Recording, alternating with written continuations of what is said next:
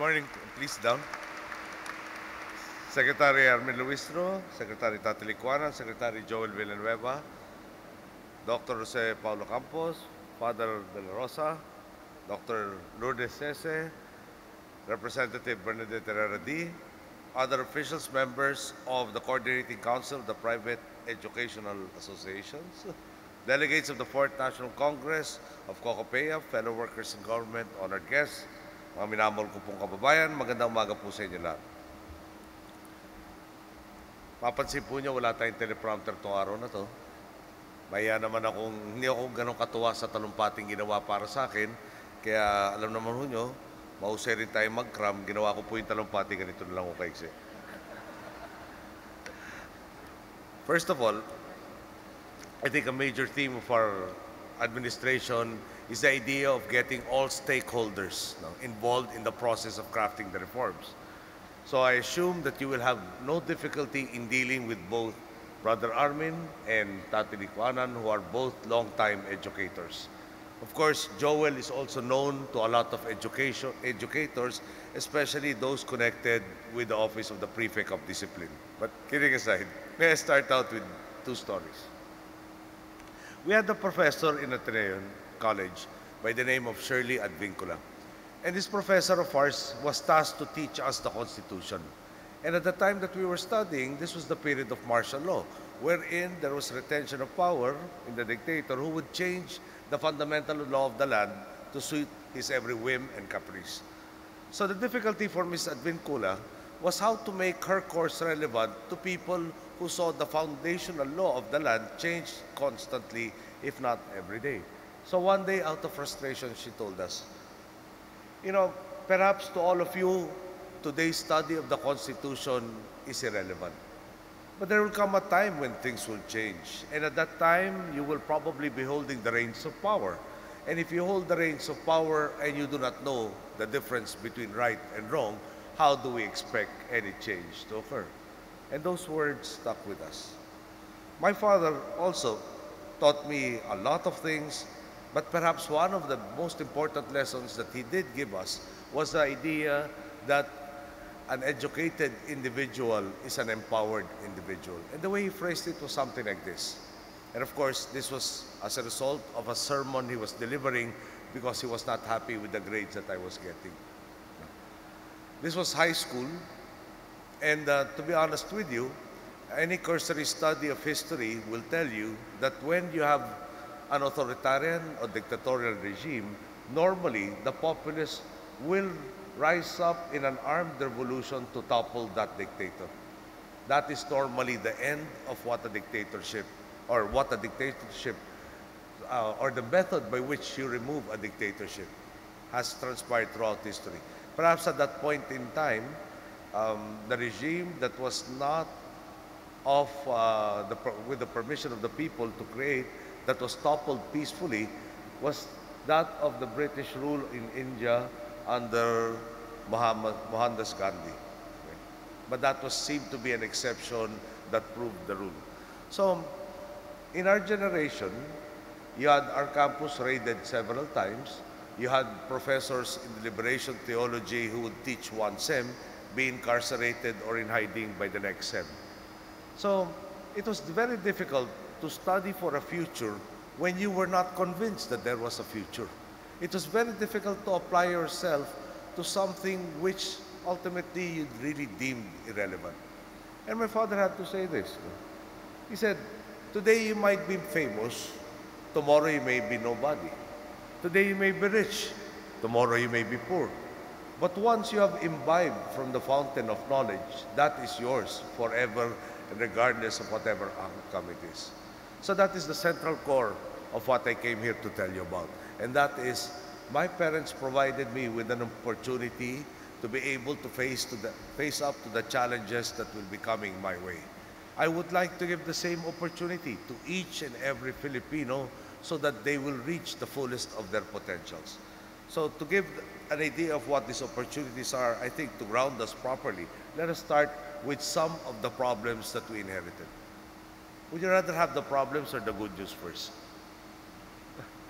Let me start with the good news. I'll give you the bad news after, then I'll give you the further good news.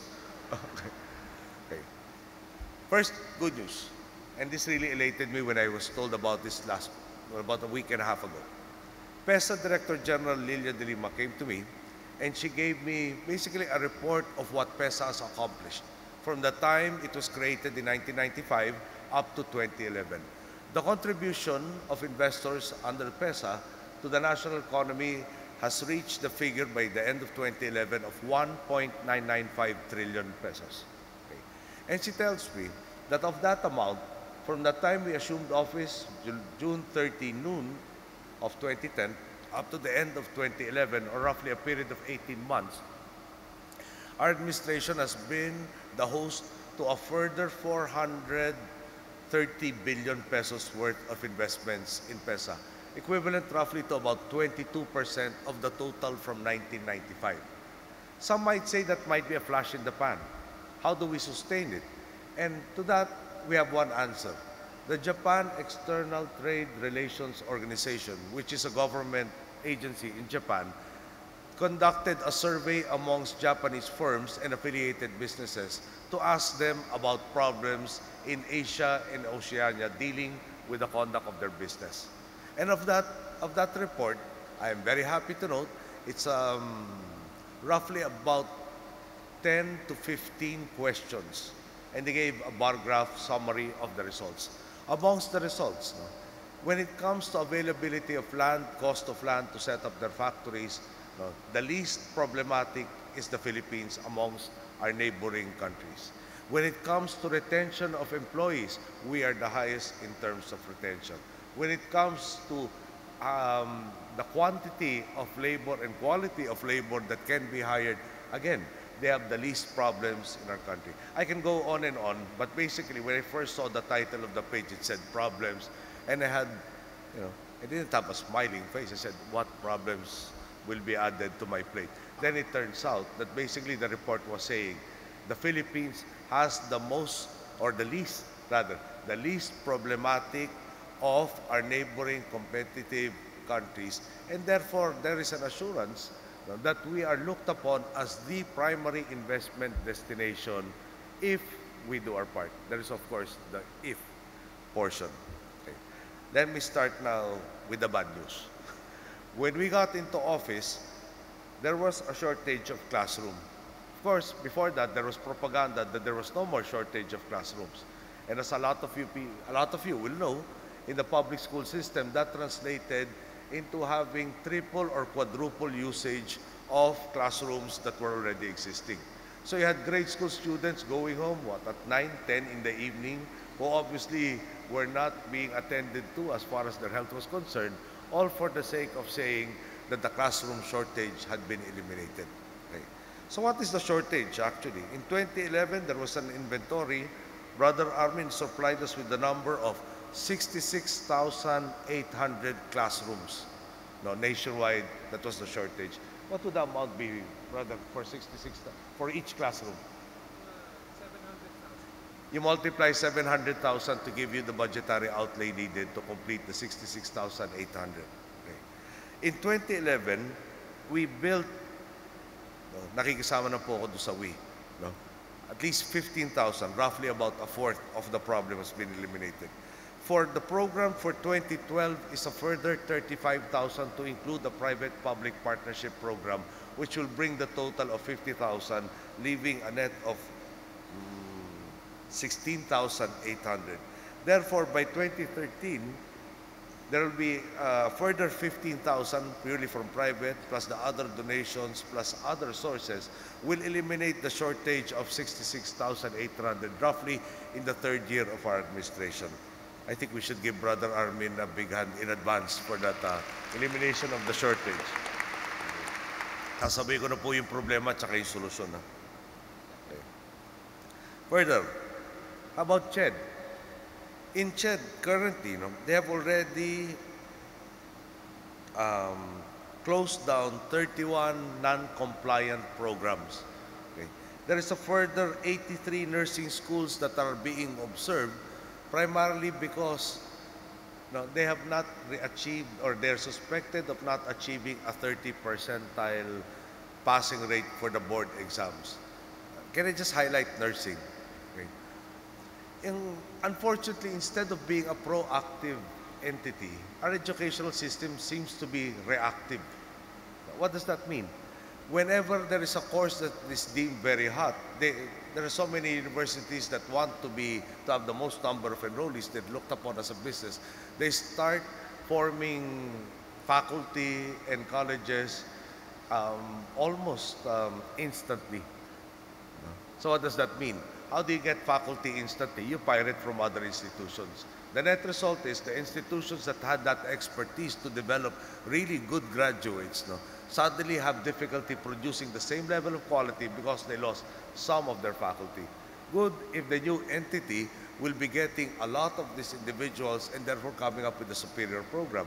Unfortunately, they get a few here and barely competent in other fields. Hence, there's a degradation in the level of the quality of the students and graduates that they produce. Solution, again, there are laws that mandate certain standards. Our public and our students have to be protected from institutions that are teaching where they have no competency in. Hence, SHED's serious campaign to weed out the wheat from the chaff. I guess what I'm trying to say is this. We will endeavor to provide more and more opportunities for every Filipino. Like my parents did for me, that they provided me with good education, the state endeavors to produce quality graduates that will be ready to face the challenges of the future. Okay. May I highlight and may I thank you also for your support for the K+12 program. Okay. Parang ang hirap po dito, kakampanyahan ko pa ba yung K+12 sa mga kumbinsido na? Pero para doon sa, baka may nakikinig na nandito sa media kinocover, baka hindi pa sila kumbinsido, simple lang naman siguro sagot Talaga magkakaroon ng competition sa global economy. Yung estudyante po sa Japan, nag-aaral ng pagkahaba-haba, pag umuwi, kakain, magtututor ng halos kasing haba. Yung estudyante sa Korea, mahaba na naman ang pag-aaral nila. Pagbalik sa bahay, ganoon din ang sistema, multiple tutors ang pupuntahan. Dulo po niyan, talagang baka naman, sabi ng iba, over na. Okay. Lalabanan ng mga estudyante natin. Estudyante natin, hindi 12 years yung basic education program, 10 years. Kahapon po, pinirmahan yung kindergarten, universal kindergarten law. Kung saan, di ba, pinipilit natin na maihanda yung estudyante para makapag-aral kaya may kindergarten. Okay.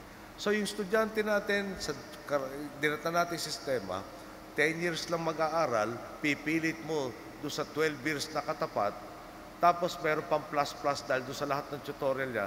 Tapos nagtatampo tayo, masama loob natin pag hindi tayo makalaban. At yung pag hindi tayo, ibig sabihin po yung buong ekonomiya natin, yung ating mga dalubhasa, halos hindi dalubhasa kung kumpara sa kanilang mga dalubhasa. So, hinahabol po natin, bigyan ng oportunidad ulit ating mga kabataan na kung saan, mabigyan mo naman ng pagkakataong matuto. Natural. Yung pagkakataong matuto at kung matututo, nandun na po sa individual.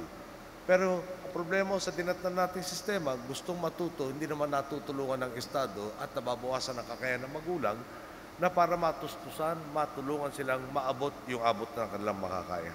Konti na lang po ito. Actually, ang dami ho kasi figures para maipatunayan sa inyo ano ba yung suporta natin ginagawa para sa oportunity nito. Papaspas ako lang. Okay. For the 2012 budget, and thanks to people like Bernadette Herrera who helped us pass the General Appropriations Act, from a 207 billion allocation, currently basic education under Dept will be getting 238 billion pesos. That's about a 15% increase. Okay. TESDA with Joel at itself has a budget allocation of 2.68 billion pesos to provide, again, the necessary skills to our population if they do not want to pursue further learning in college. And as part of the stimulus package, they also received 1.1 billion pesos from last year. Bottom line po, we really have a plan, and the plan is central, that education has to be the key to get us to where we want to go. Okay. What does that mean? For instance, when we talk about rural development, there are exciting things that are happening. The developer of a material called coco which is a geotextile material, and also COCOPEA, which is a soil fixing compound, was a member of the academy from the Bicol State University who complained. No? Why do we keep on studying rice and corn when in Bicol the primary product is coconut? So he said, our education has to be, and our researchers have to be relevant to the community where we belong and where we serve. And towards that end, he developed these world-class products that are already a new source of income for our coconut farmers and is really producing quite a buzz in terms of the global greening campaign, the changing solutions to problems like soil erosion, and so on and so forth. Okay. The other aspect is education also, our educational institutions are also seen as a very rapid key towards transforming our rural areas. Why do I say that?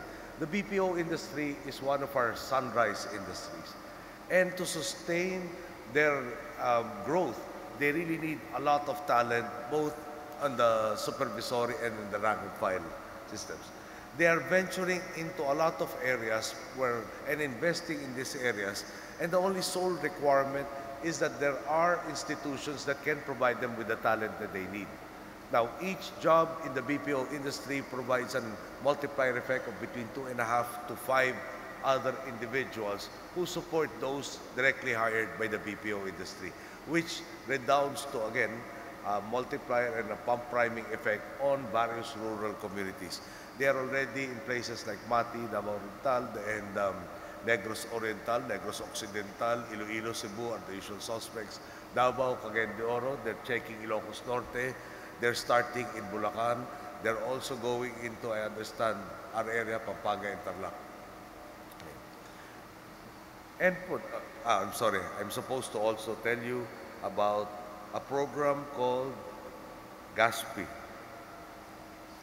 GASTPE. Now, hirap po i-pronounce it, GASTPE. Tama ba? GASTPE. That is a situation where I think there is it really highlights in public and private partnership. There are institutions that have been set up. They have facilities that are not in use, and we have a problem on the other side, in the public sector side, wherein there are a lot of students and there are very few facilities. GASTPE bridges that gap, and we put in actually for 2012 I'm sorry, it's somewhere in my notes. I'm sorry, here it is. 5.8 billion to support that program. No? So your schools that are benefiting from the GASTPE program are able to maintain their standards, hire the right faculty. Government's urgent need to fill the classroom shortage is also addressed. Therefore, your skill, there is some, should say, a mixing of the problem. The problem presents an opportunity, and then the competencies exhibited by each other complement each other's needs, and we are therefore able to serve our populace that much better. I am sorry if the speech goes here and there. No? They gave me, I had several speeches yesterday. They gave me this speech immediately before I proceeded here. And from the joke to the ending portion, I didn't like any portion of the speech that they produced. Hopefully, I've been able to convey to you exactly how serious this administration is in providing an opportunity for each and every Filipino. Hopefully, they will seize this opportunity. They will be able to rise beyond that which the generations that came before them have been able to achieve. And this will be the key to not just having the transformation we are seeing today, but rather in institutionalizing the changes that we are seeking to bring to our country and our society by having an empowered citizenry who have taken advantage of the opportunities provided to them by government. And with your help, that will be achieved sooner rather than later, and we hope very soon. Thank you. Good day.